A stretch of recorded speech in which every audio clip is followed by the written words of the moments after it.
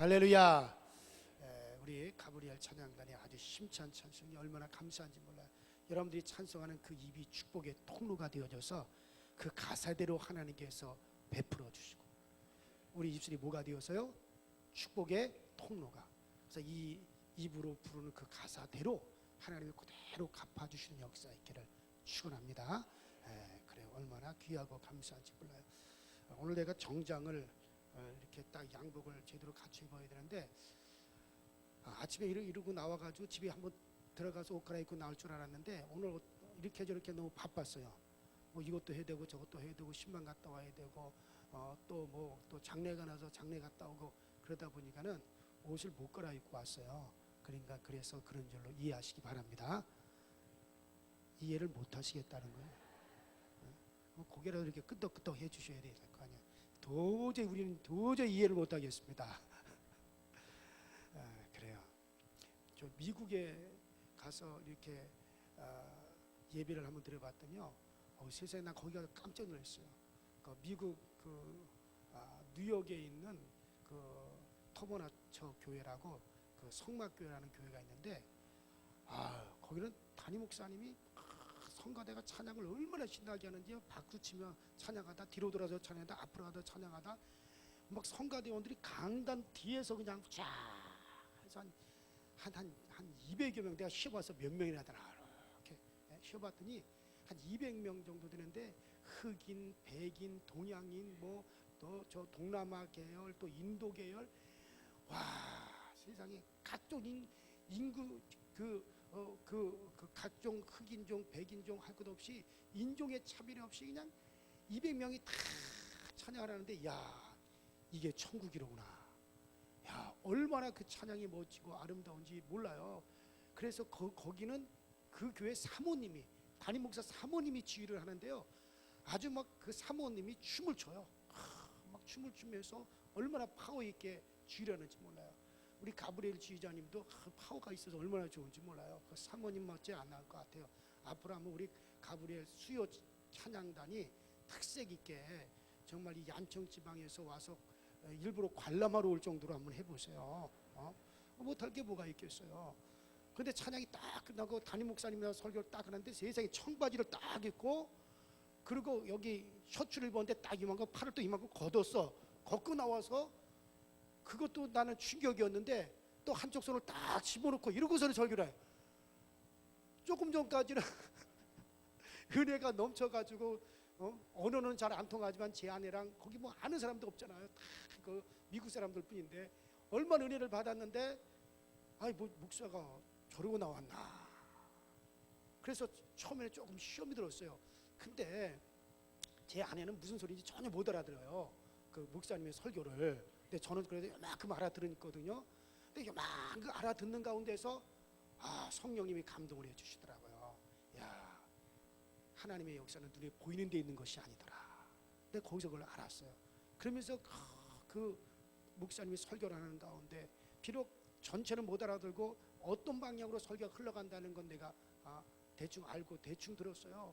근데 그 시간에 성령님께서 환상을 보여주시는데요, 얼마나 놀라운지 몰라요. 하나님이 기쁨으로 예배하고, 기쁨으로 말씀 전하고, 기쁨으로 그 말씀을 듣는 그 교회를 하나님이 이렇게 기쁘게 받아주시는구나. 하늘에서 눈송이 같은 것이 쫙 내리면서, 그것이 막 또 하늘로 이렇게 막 연락되고, 춤추듯이 연락되면서 올라가는데요, 나는 그런 경험을 처음 해봤어요. 얼마나 참 감사한지 몰라요. 여러분들 우리가 겉으로 윗면으로 보여지는 것이 아니라 우리 안에 기쁨이 있어야 됩니다. 말씀을 들을 때도 기쁨이 있고, 찬양할 때도 기쁨이 있고, 예배가 기쁨으로 하나님 앞에 하나님만을 바라보고, 물론 유형적인 것도 중요합니다. 때때는 의식도 중요합니다. 그러니까 그보다도 먼저 우리의 마음이 중요하다는 거예요. 그래서 우리 교회는 항상 하나님 앞에 연락되어질 수 있는 그런 교회가 되기를 주의 이름으로 축원합니다. 따라합시다. 결제된 시련. 그래요. 오늘 베드로전서 강해 1장 3절로 7절에 오늘 제목을 결제된 시련이다, 그렇게 말씀의 제목을 잡았어요.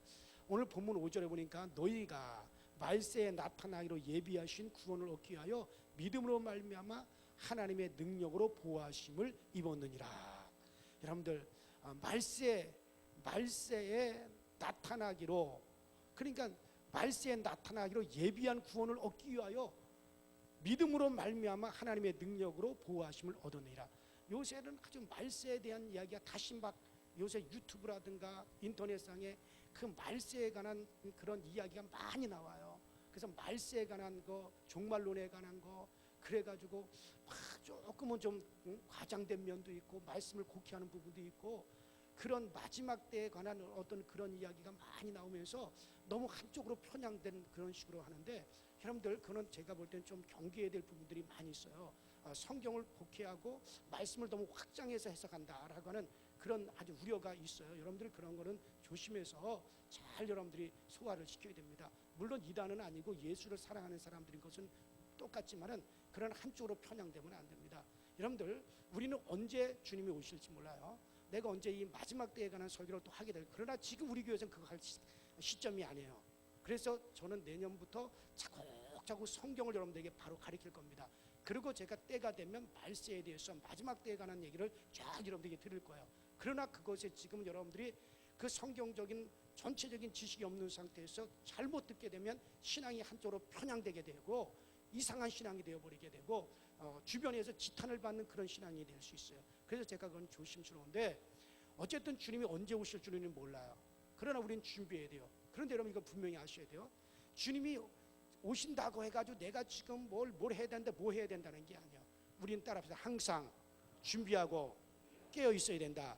내가 정결한 생활을 하고 거룩한 생활을 하고 경건한 생활을 하잖아요. 내가 예수를 내 구주로 모시고 우리의 일상생활 속에서 그런 생활을 계속하는 동안에는 언제 주님 오시든지 상관이 없어요. 말세에 대해서 알아도 좋고 몰라도 좋아요. 왜냐하면 우리의 신앙이 늘 경건하고 거룩하고 깨어 있어서 정말 우리의 신앙이 균형 잡힌 신앙으로 가기만 하면, 여러분들 말세에 관해서 우리가 신경 쓰지 않더라도 언제 주님이 오신다 하더라도 어떻게 돼요? 그 사람은 구원 받아요, 못 받아요? 구원 받아요. 왜? 말세에 나타나서 예비하신 구원을 얻기 위하여 믿음으로 말미암아 하나님의 능력으로 보호하심을 받는단 말이에요. 이런 분들이 다. 그러니까는 주님이 동해 왔다 서해 왔다 어디 왔다 관심 갖지 말라는 거예요. 때와 기한은 누구에게 속하였다는 거예요? 아버지에게 속하였다는 거예요.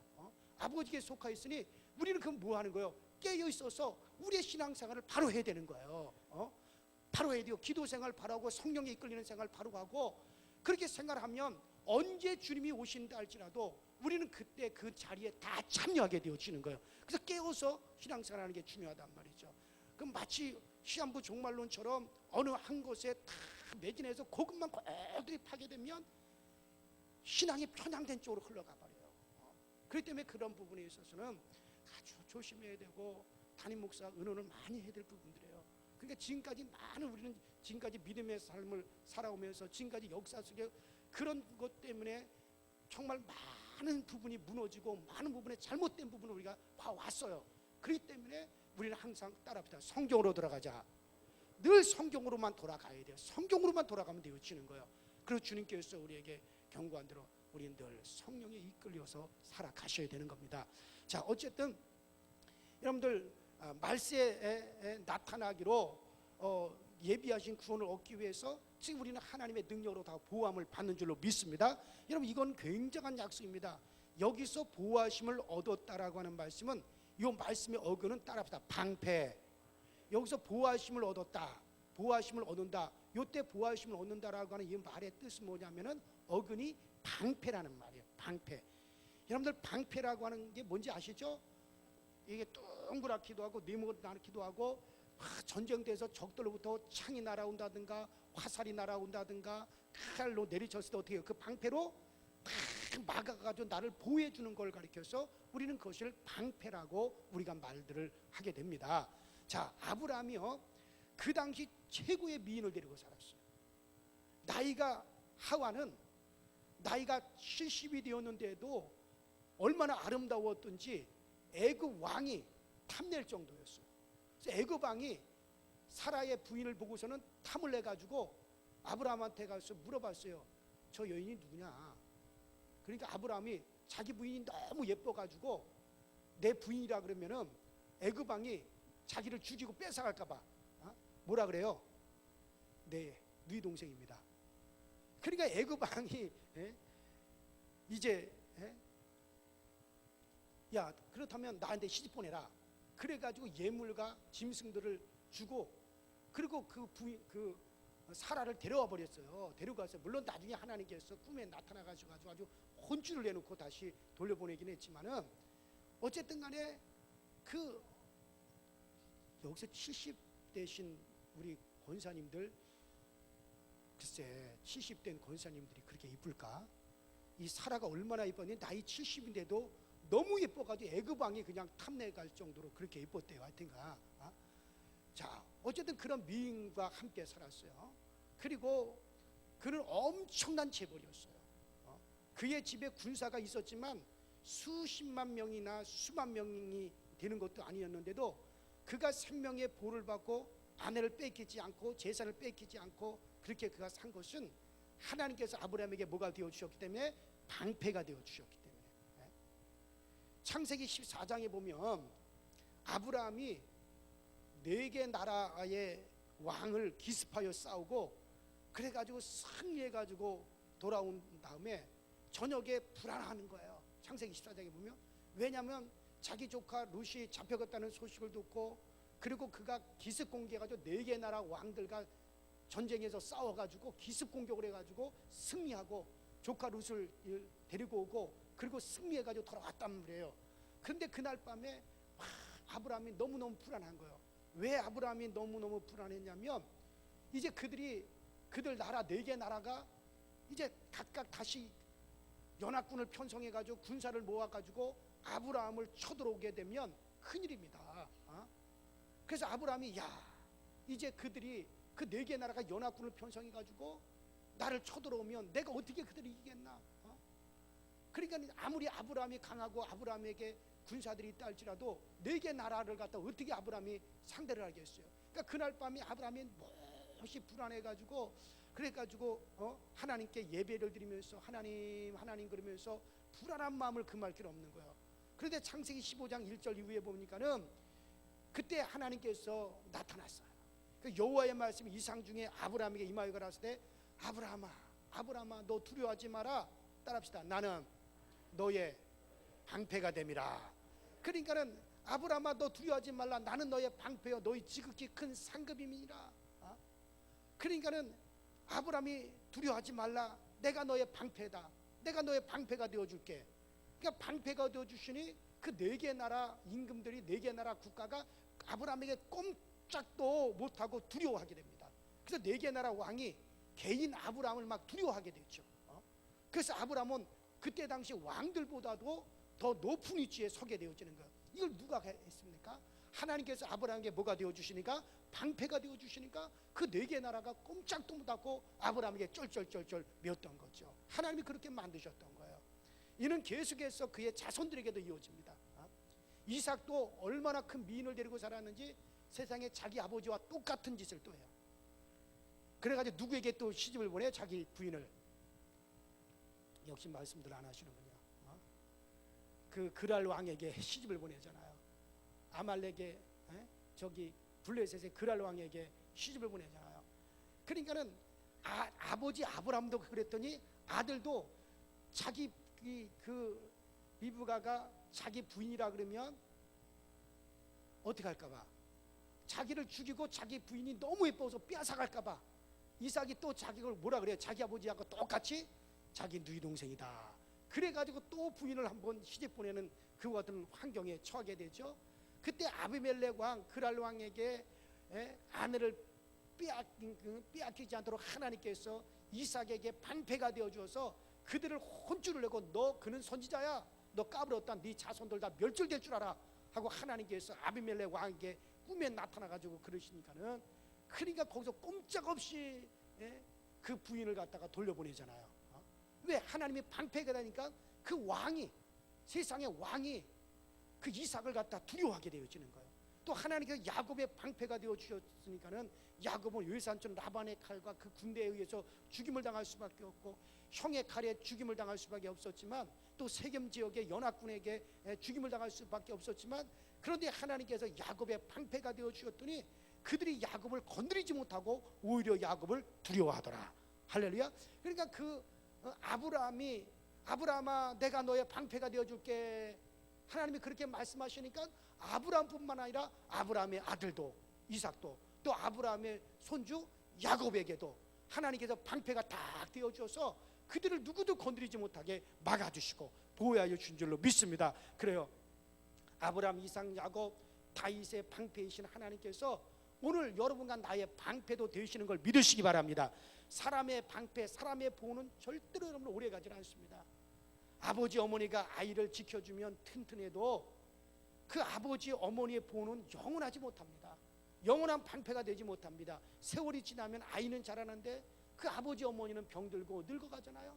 그런데 병들고 늙어가는데 어떻게 그 자기 자식의 방패가 되어주겠어요? 힘이 없어지는데. 저는요, 제가 얼마 전까지만 해도 우리 아이들한테, 제 아들에게, 제 딸에게 조심해라, 조심해라, 항상 조심해라, 그러면서 늘 조심을 시키고 보호를 했는데 이제는 바뀌어버렸어요. 아이들이 저한테 전화를 할 때마다 아버지 괜찮으세요? 아버지 몸 조심하세요. 아버지 감기 걸리지 않게 하세요. 너무 열내지 마세요. 너무 땀내지 마세요. 그래서 우리 아이들이 오히려 나를 지금 보호하고 있어요. 그러니까 이게 그래 여러분들 사람의 방패는요 영원한 방패가 되지 못합니다. 다 세월이 지나면 바뀌어지고 하는 거예요. 그러나 여러분들 하나님의 방패는 세세토록 변함이 없습니다. 오늘 밤에 하나님께서 여러분들에게 아무개 권세야 내가 너의 방패가 되어줄게 그렇게 하나님이 말씀하시면 그 방패는 나로서 끝나는 게 아니에요. 아브라함 하나로서 끝난 게 아니라 아브라함의 아들 이삭에게도 아브라함의 손주 야곱에게도 또 그 밑에 요셉에게도 계속 흘러내려가서 하나님이 계속해서 지켜주시고 방패가 되어주시잖아요. 세월이 가도 영원한 거예요. 나는 오늘 나 현정우 목사와 또 여러분들에게 우리 하나님의 방패가 되어주는 복이 있게 되길 주 이름으로 축원합니다. 그래요. 아브라함이 하나님을 전세낸 거 아닙니다. 다윗이 하나님을 전세낸 거 아니에요. 아브라함이 하나님, 이삭이 하나님, 야곱이 하나님, 다윗이 하나님이 오늘 여러분들이 하나님이에요. 나 현정우 목사의 하나님이 있어요. 할렐루야. 이런 하나님께서 우리가 천당에 갈 때까지 우리의 방패가 되는 걸 믿으시기 바랍니다. 그러니까 오늘 여기에 나와 있는 말씀 본문 5절에 너희가 말세에 나타내로 예비하신 구원을 얻기 위하여 믿음으로 말미암아 하나님의 능력의 보호하심을 얻었나니, 여기서 능력의 보호하심을 얻었나니 방패가 됨을 입었나니 그런 말이란 말이에요. 그래서 여러분들 우리가 정말 이 말세에 하나님의 구원이 언제 나타날지 몰랐지만 그때까지 여러분과 나의 하나님의 방패가 되어 주신다는 거예요. 이거를 베드로가 이걸 믿으라고 우리에게 말씀하고 있는 겁니다. 히브리서 13장 6절에도 그러므로 우리가 담대히 가로되 주는 나를 돕는 자신이 내가 무서워하지 아니하겠노라. 사람이 내게 대하여 어찌하리요. 그렇게 말씀하잖아요. 나는 무서워하지 않겠노라. 사람이 나를 어찌하리요. 여러분들 우리가 살다 보면 누가 그래요? 너 죽인다. 너 죽인다. 그럴 때가 있어요. 저도 목회하다가 믿지 않는 남편들이 나 죽인다고 하는 소리를 여러 번 들었어요. 근데 한 놈도 찾아와서 죽인다고 그는 못 하더라고요. 왜? 그래 죽인다면 죽여봐라. 한 번은요 어떤 남편이요 자기 부인 교회 갔다고 씩씩거리고 시골에서 목회할 텐데 씩씩거리고 한 손에 휘발유를 들고요 한 손에는 벽돌을 들고 씩씩거리고 막 왔어요. 교회 11시 예배를 딱 드리는데 교인들이랑 문을 꽉 열고 뒤로 딱 들어온 거예요. 그러더니 왜냐하면 휘발유통을 딱 부어가지고 교회를 불사질 거고 벽돌로는 그 교회 담임 목사 때려주겠다. 그리고 씩씩거리고 온 거예요. 그러니까 문을 쫙 여기 앞에서 다 예배 드리는 거 하는데 뒤에서 문을 쫙 열더라고요. 그리고서는 그리고 딱 들어왔어요. 그래서 말할 것도 없이 거기서 그 벽돌을 갖다가 강단에 서 있는 나를 향해서 샥 던졌어요. 근데 벽돌이 날아오는 게 보여 저한테. 근데 거기서 내가 이러고 숨어봐요. 그것도 무슨 망신이에요. 그래서 던져봐. 그리고 딱 서 있었더니 진짜 씩 던지더라고 이게. 그게 벽돌이 꽉쫙 날아오더니 강대상 앞을 딱 쳤더니 강대상이 두 조각이 딱 났어요. 근데 내가 딱 서 있었어요. 그러더니 거기서 그것을 보더니 냈다 주랭당을 쳐버리더라고요. 그리고 도망가 버렸어요. 휘발유통은 한쪽에다 놔두고. 참 별사람들 다 있어요. 목회라니까. 별사람 다 있어요. 그럼 왜? 나는 누가 나의 방패이기 때문에 하나님이 나의 방패예요. 그 다음에 그 사람 한 번도 나한테 나타난 적이 없어요. 몰라요. 하나님이 꿈에 좀 건드려놨는지. 그래서 왜 안 나타나는지. 그래 여러분들 누가 간다면 그래 죽여봐라. 담대하기를 바랍니다. 그래 담대함이 있어야 된다. 그러면 자, 우리를 구원하신 하나님, 하나님의 영인 성령님께서 우리에게 주신 하나님의 아들, 하나님의 아들의 그 피까지 우리에게 뿌려주시고, 그리고 여러분 우리를 위해서 하늘의 천국까지 다 준비하신 그 하나님께서 왜 우리에게 시련을 주실까? 뭔 이유로 우리에게 시련을 주실까? 오늘 본문 6절에 분명히 말씀하세요. 자, 너희가 이제 여러 가지 시험을 인하여 잠깐 근심하지 아니할 수 없으나 오히려 크게 기뻐하도다. 자, 여러 가지 시험을 인하여 근심할 수밖에 없었다고 말씀합니다. 그러면서 또 오히려 크게 기뻐한다라고 말씀합니다. 여기 기쁨은 희열을 말하는 거예요. 기쁨이 넘치는 것을 말하는 거예요. 시련 때문에 기뻐한다는 거예요. 그러면 하나님 우리에게 이렇게 예수의 피로써 우리를 죄를 사하시고 우리를 피값으로 사시고 우리에게 성령까지 부어주셔서 우리를 자녀를 삼으시고, 그런데 왜 우리에게 또 시련을 하나님이 주시느냐? 그 이유는 따라합시다. 너희로 크게 기뻐하게 하려 함이라. 그래요. 하나님께 왜 우리에게 이런 시련 주시냐? 왜 기뻐? 그러면 이런 시련을 당하고 우리가 왜 기뻐하게 될까? 이게 무슨 말씀입니까? 우리에게 아무리 캄캄한 일이 와도 그 일은 따라합시다. 하나님께서 결제하신 것이다. 자, 이건 누가 주신 거라는 거예요? 하나님이 주신 거라는 거예요. 자, 여기서 분명히 그렇잖아요. 여기서 너희가 이제 여러 가지 시험을 인하여 근심하지 않을 수 없으나 오히려 크게 기뻐하도다. 이 말은요, 너희가 너희에게 주는 여러 가지 시험을 인하여, 그러니까 여기서 한 가지 우리나라 성경에 빠진 게 뭐냐면, 원문에는 그러니까 너희에게 주신이에요. 그러니까 하나님이 결제하신이라고 하는 것이 우리나라 성경에 좀 빠졌는데, 원래는 하나님이 주신 거예요. 하나님이 허락하셨다는 거예요. 그러니까 하나님이 결제하신 시련. 그래요. 하나님이 결제하신 것이기 때문에 너희가 크게 기뻐하게 된다는 거예요. 여러분, 기가 막힌 일이 내게 닥쳐와도 하나님께서 그건 결제하신 일이라는 거예요. 자, 제가 외국에를 여러 번 나가게 돼요. 제가 우리 딸이 저 북경에서 대학을 다녔어요. 북경 대학을 다녔기 때문에, 그래서 우리 아이가 입학할 때도 가야 되고, 우리 아이가 거기서 4년 공부를 마치고 이제 그 졸업할 때도 가야 되고, 거기서 또 학사 학위를 받을 때도 가야 되고, 그래서 여러 번 이제 갑니다. 혹은 또 선교사님을 방문하기 위해서, 선교지에 가기 위해서 이제 제가 갑니다. 하여튼 중국만 한 70번 이상은 갔다 온 것 같아요. 원체 중국 선교를 오랫동안 많이 했어요. 엄청 많이 했어요. 나중에 또 제가 그 감정들을 얘기했지만, 단일 교회에서 50개의 교회를 지어서 봉헌한 교회는 그 교회뿐이에요. 제가 목회했던 그 교회뿐이에요. 중국과 94년도에 수교를 했거든요. 근데 92년부터 시작을 했어요. 감리교에서는 처음으로 시작했어요. 그래서 모건대학에서는 성암교회 성교학이라고 하는 과목이 생겨났었어요. 아주 특별하게 독특하게 선교를 했기 때문에, 나중에 제가 그런 얘기는 또 한번 제가 은혜로운 얘기를 나눌 수가 있을 거예요. 그래서 중국을 여러 번 가는데, 그러나 여러분들 거기 분명한 것은 뭐냐면, 교회 일 때문에, 선교 일 때문에 선교사님을 방문하다나 선교지를 방문하기 위해서는 그 모든 것은 다, 이런 것은 교회와 교회에서 이제 결제를 하는 거예요. 누가 결제를 해요? 교회에서. 왜? 교회와 관계됐기 때문에. 그러나 내가 개인적으로 내가 우리 딸을 보러 간다든가, 우리 딸 졸업식에 간다든가, 또 개인적으로 사람을, 거기서 아는 사람을 만나기 위해서 간다든가, 이거는 제 개인 일이에요. 제 개인 일. 이거는 내 개인 일이기 때문에 교회에서 결제하는 게 아니에요. 이거 누가 하는 거예요? 내가 내 개인으로 해야 되는 거예요. 그러나 그런 거는 개인 일이기 때문에 교회와 관계가 없는 거예요. 그러나 교회에서 선교지를 간다든가, 또 교회 일 때문에, 선교 때문에 또 선교지를 방문한다든가, 가서 봉헌 예배를 드린다든가, 이런 것들은 교회 일로 가기 때문에 어디서 결제를 해요? 교회에서 결제를 해요. 그 교회에서 결제를 하게 되면 교회에서 책임을 져주는 겁니다. 아주 교회에서 다 책임을 져주는 거죠. 자, 그러나 그렇지 않으면 제 개인이 감당을 해야 돼요. 자, 그러니까 교회에서 결제된 여행이 있습니다. 그래서 선교를 위하고 가거나, 교회를 짓기 위해서, 혹은 봉헌을 위해서, 또 교회 목사로서, 이런 것들은 다 교회에서 결제된 일이죠. 그러기에 여비도 경비도 교회에서 다 지불을 해줍니다. 교회에서 책임집니다. 그러나 결제되지 않는 것은 나 개인이 감당을 해야 돼요. 나 개인이 그것은 다 해야 돼요. 교회와 상관없는 일이에요. 교회에서 책임질 일이 없는 거예요. 그런 것들은.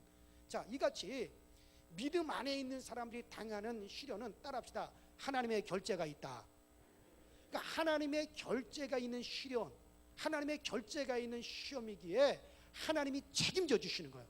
누가 책임져 주세요? 하나님이. 그러니까 하나님이 주신이라는 말이 거기 들어가 있는 거예요.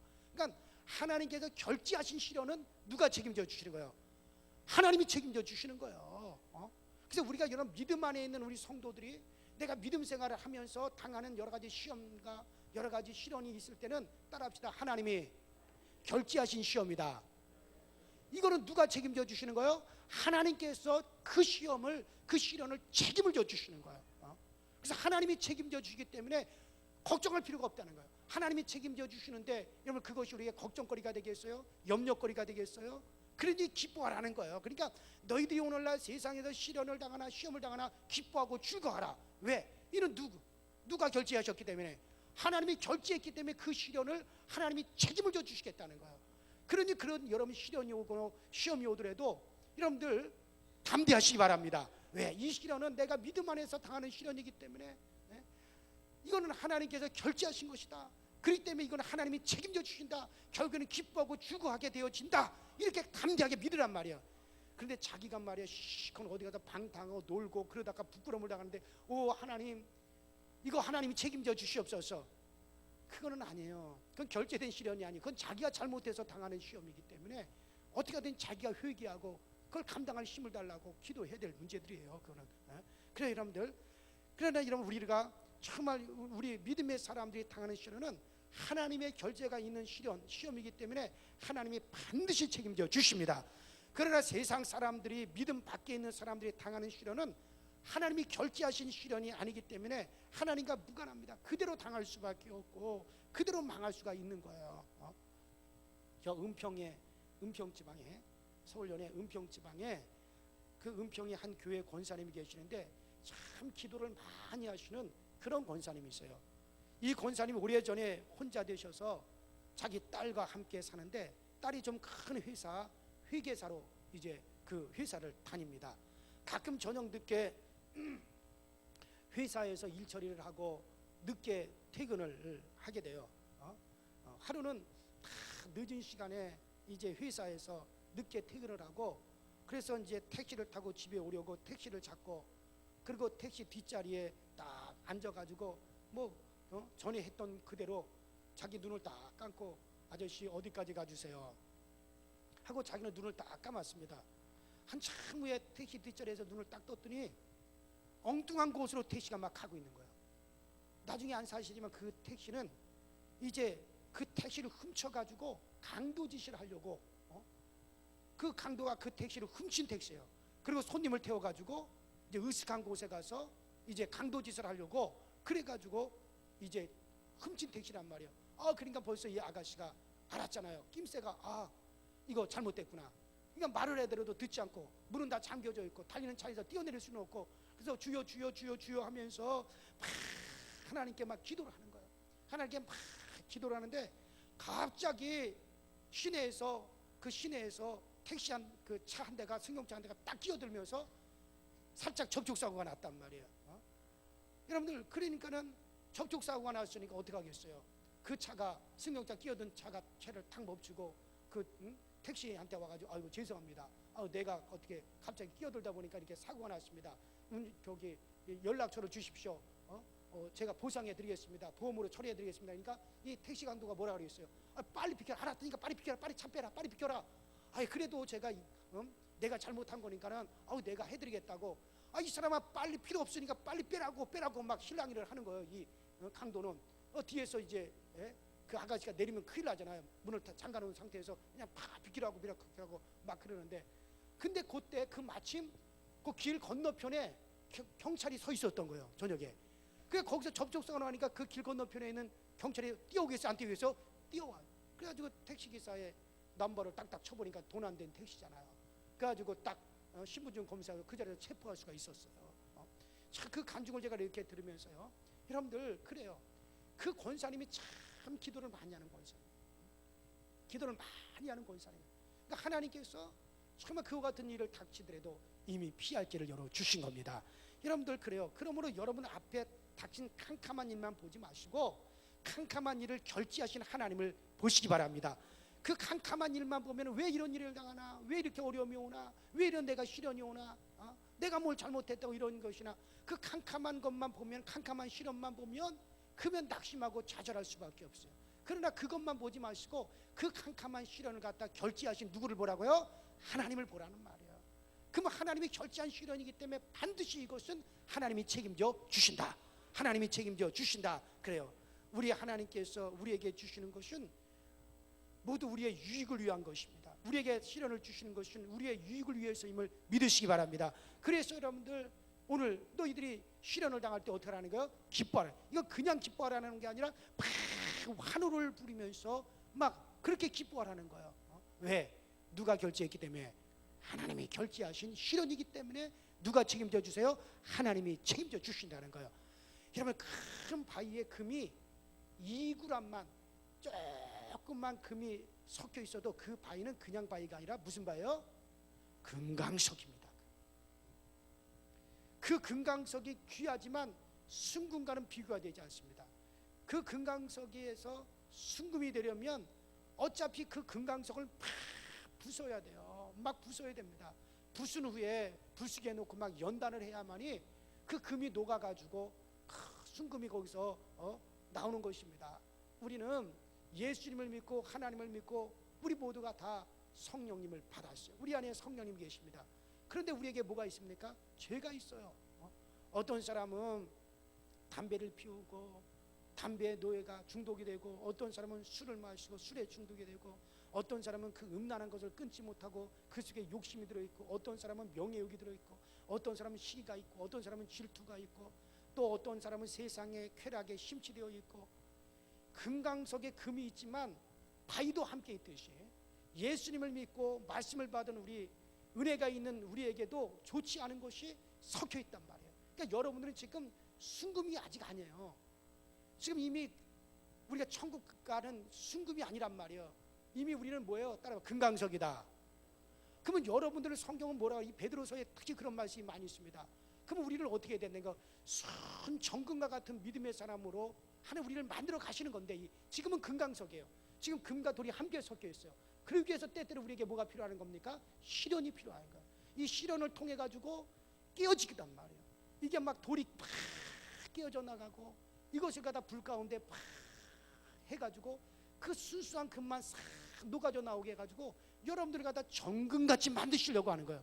그래서 여러분들의 믿음을 더욱더 굳세게 하기 위해서 때때로는 이 금강석인데, 여러분들 다 귀한 금강석이에요. 그냥 돌은 아니에요. 저 믿지 않는 저 세상 사람들은 그냥 돌들이에요. 그냥 돌들이에요. 그냥 돌들이 소리치는 것뿐이에요. 그러니까 여러분은 그냥 돌이 아니에요. 뭐가 섞여 있어요? 금이 섞여 있는 무슨 돌? 금강석이란 말이에요. 금강석이기 때문에, 그 때문에 이제는 여러분 순수한 금이 되기 위해서는 어떻게 됩니까? 부수는 거야. 돌을 부숴요. 그냥 두면 정말 순금과 같은 믿음이 되지 않기 때문에 하나님이 우리에게 시련을 주심으로 교만을 때려부시고 음란을 때려부시고 좋지 않은 습관을 다 때려부시고, 그래서 금 같은 믿음만 남게 하실 줄로 믿습니다. 그래요. 10편 119편 67절에도 고난당하기 전에 내가 그릇 행하였더니 이제는 주의 말씀을 지키나이다 라고 말씀하십니다. 10편 119편 71절에도 고난당하는 것이 내게 유익이라, 이로 인하여 내가 주의 율례를 배우게 되었느니라, 그렇게 말씀하십니다. 고난당하기 전에는 좋지 않은 잡지를 보고 지저분한 영화를 보다가도 고난을 당하고 나면 성경을 보게 됩니다. 말씀대로 행하게 되어지는 거예요. 그러니까 교도소에 간 사람들은 다 성경만 봐요. 신앙생활을 그냥 어설프리하다가 교수에 가면 뭐만 봐요? 성경만 봐. 자기가 고난당하니까 말씀만 보는 거예요. 그래서 내가 고난당하는 것이 내게 유익이 됩니다. 이런 말미암아 내가 주의 율례를 배우게 되었나이다. 그것도 결제된 시련이에요. 하나님이 그 사람을 더 믿음의 사람으로 만들기 위해서. 어떤 집사님이 계시는데요, 주일낮에 주일에 예배만 드리고 오후에는 낚시를 즐기러 다니는 한 집사님이 계셨어요. 그 부인 집사님이 주일에는 낚시하지 말라고 그렇게 말려도 주일마다 낚시를 즐겼는데, 어느 주일날은 아주 그냥 주일 예배도 안 드리고 차를 몰고 낚싯대를 싣고 그 다음에 낚시하러 가다가 그만 자동차가 몇 바퀴 뱅글뱅글 도는 사고를 당하고 말았습니다. 집사님이 이제 병원에 입원했다고 해서 그래서 이제 목사님이 신방을 갔어요. 신방을 딱 갔는데 세상에 다리하고 팔이 부러져 가지고 깁스를 딱 하고 있는데 그 집사님의 그 깁스하고 있는 모습이 어떤 모습이냐면 뭐 하고 있는 거예요? 낚시하고 있는 모습으로 깁스를 하고 있는 거예요. 아주 하나님이 아주 시커먼 낚시해봐라. 그러고서는 여러분들 몇 주를 지내야 된다고 생각을 해보십시오. 그러니까 그 깁스하고 있는 모습이 꼭 그것이 낚시하고 있는 그 모습이 되는 거예요. 그래서 그 후에 그 집사님이 절대로 주일날에는 낚시를 하러 가지 않았다고 하는 그런 이야기를 제가 들었어요. 시련은 좋지 않지만 시련 때문에 우리가 정금같이 되어져 가는 겁니다. 만일 욥에게 시련이 없었다면 욥을 누가 알아주었겠어요?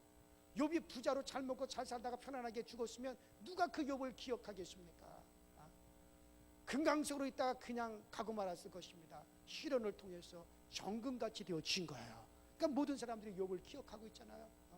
중국 격언에, 중국 속담에 초록색 나무가지를 품에 안으면 새들이 날아와서 지저긴다라고 하는 그런 말이 있어요.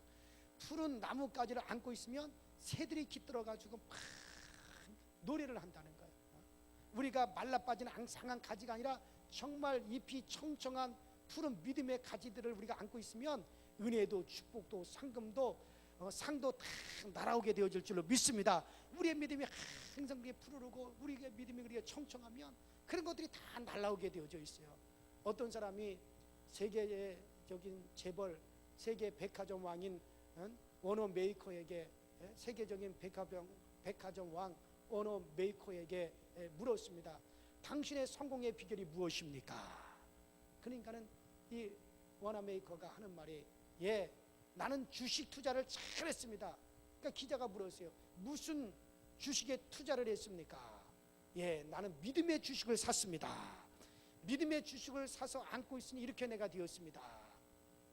그렇게 대답을 했대요. 그래요, 여러분들. 오늘 본문 5절에 말씀하십니다. 믿음으로 말미암아 하나님의 능력으로 보호하심을 입었나니. 하나님의 능력, 하나님의 방패는요, 믿지 않는 자에게 있는 것이 아닙니다. 믿는 자에게 같이 하고 있는 겁니다. 믿음이 있을 때 만가지 은혜를 받고 하나님의 보호를 받고 방패의 복을 받고 천국에서 가서도 존귀와 영광과 영원한 하나님의 칭찬 가운데 거하게 될 줄로 믿습니다. 우리 가운데 지금 시련을 조금 당하고 계시는 분이 있을지도 몰라요.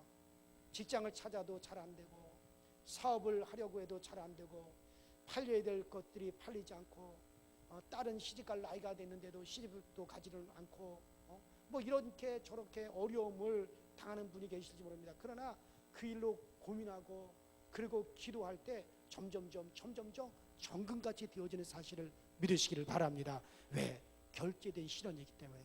무슨 시련이요? 결제된 시련. 우리는 시련을 당해도 그냥 시련이 아니에요. 하나님이 결제된 시련을 당하는 거예요. 그래서 저는 어려움이 많아요. 목회를 하다 보면 이렇게 어려움이 있고 저렇게 어려움이 있고 뭐 목사는 뭐 자식 문제 없는 줄 아십니까? 여러분과 똑같아요. 저도 자식 문제 때문에 고싶더라고. 여러 가지 문제가 있고 저도 가정 문제, 친척 문제, 뭐 형제들 문제 다 가지고 있습니다. 근데 이런저런 일이 있어도 그래, 내가 믿음 안에 굳게 서 있고 내가 항상 하나님 앞에서 정말 내가 경건하게 살려고 그러고 그러는 동안에 내게 어떤 시련이 오든지 이 시련은 반드시 결제된 시련이다. 그렇기 때문에 결국에는 이것 때문에 기뻐하게 된다. 이것 때문에 내가 환호를 지르게 된다. 왜? 하나님께서 주신 것이기 때문에 이 시련을 인하여 너희가 크게 기뻐하리라 하고 오늘 본문에 나온 대로 기뻐하게 된다. 그리고 담대하게 이번 일을 통해서 또 어떤 하나님을 내가 경험하게 될 것인가? 그렇게 믿으면요, 여러분들 얼마나 편안한지 몰라요. 얼마나 내 마음이 담대한지 몰라. 이건 저 현재고 목사뿐만 아니라 여러분들도 그렇게 되시기를 바랍니다. 우리 모두 다 그렇게 돼요. 그래서 베드로가 그걸 우리에게 지금 가르쳐주고 있는 겁니다. 그래요, 봄바람이 만물을 소생하게 하고 여름에 뜨거운 바람이 만물을 성장하게 하고 가을에 서늘한 바람이 오곡백과를 무르익게 하고 겨울에 그 매섭고 찬 바람이 그 수십 메타가 되는 장대 같은 높은 나무 가지 끝에까지 막 수분을 끌어올려 주는 거예요. 그래서 그 나무 가지가 얼지 않으려고 그 세찬 겨울바람에 불어올 때요, 그 수분을 갖다 막 위에까지 막 전달을 하고 막 내려오고 전달하고 막 그런데요. 그래서 겨울에 그 세찬 찬바람은 나무까지로 와요. 그럼 그 수분을 그 꼭대기까지 쫙쫙 올려주는 그런 일을 하게 된다는 거예요. 그렇기 때문에 여러분들 정말 바람이 항상 부는 건 아니지만 부는 것이 축복인 줄로 믿습니다. 이렇게 저렇게 우리에게 바람이 불 때가 있어요. 우리의 인생에 봄, 여름, 가을, 겨울에도 때때로 시련의 바람이 올 때가 있어요. 그러나 하나님께서 우리를 위해서 주시는 겁니다. 하나님이 결제하신 시련입니다. 그리고 시련이 있어도 하나님의 방패, 하나님의 보호는 늘 우리와 함께하고 있는 걸 믿으시기 바랍니다. 왜? 오늘 분명히 우리에게 말씀하잖아요. 이 말세에 우리를 보호하기 위하여, 그 보호하는 우리의 방패가 되기 위하여, 여러분들 우리의 방패, 하나님이 우리의 방패가 되어 주시잖아요. 이 말세를 살아가는 여러분과 저에게 하나님이 방패가 되어 주시는 거예요. 그러니 얼마나 여러분들 담대합니까? 하나님이 영원한 방패이십니다. 하나님께서 우리가 평안할 때도 지켜주시지만 여러 가지 시련이 당해도 도와주시고 지켜주십니다. 불이 나면 토끼, 산돼지, 사슴은 산에 불이 나면 토끼나 산돼지나 이런 멧돼지나 뭐 사슴이나 토끼 이런 것들은 막 달려가는데 꽃과 풀과 나무는 그냥 다 죽습니다. 피하지 못합니다. 예수 믿는 사람은, 예수 믿지 않는 사람은 불같은 시련을 당하면 그대로 망하지만 우리는 하나님께서 반드시 피할 길을 열어주십니다. 이건 너무나도 확실한 거예요. 그러니 여러분들 큰 믿음을 가지십시오. 고린도전서 10장 13절에 오직 하나님은 미쁘사 너희가 감당치 못할 시험당함을 허락지 아니하시고 시험당할 즈음에 또한 피할 길을 내사 너희로 능히 감당하게 하시느니라. 그러니 여러분들 걱정할 필요 없어요. 따라합시다. 우리가 당하는 시련은 결제된 시련이다. 무슨 시련이라고요? 결제된. 그러므로 여러분들 그런 어떤 상황에서든지 담대함을 잊지 마시고 항상 담대할 수 있게 되기를 주의 이름으로 축원합니다.